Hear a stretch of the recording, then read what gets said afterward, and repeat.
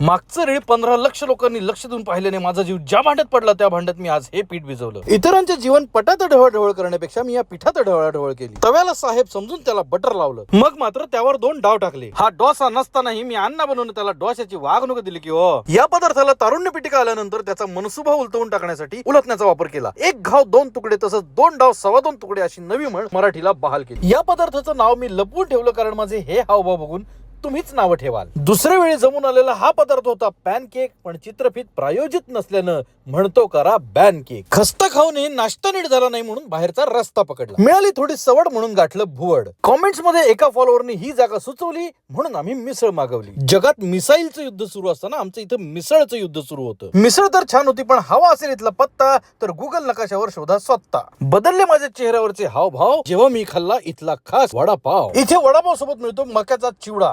पिसाळ्या माझा नाही रे ह्या मक्याचा चिवडा. बघून आमचं चरण गाडीचं झालं पंक्चरनं. मग चर पंक्चर काढून घेतलं. आम्ही मराठमोळा नाश्ता करूनही गाडीला मात्र आखाती देशातून मागवलेलाच नाश्ता दिला. एवढा सगळा उपद्व्याप करून मुख्य कामाच्या ठिकाणी जाईपर्यंत तिथल्या सहकाऱ्यांची झोपायची वेळ झाली होती.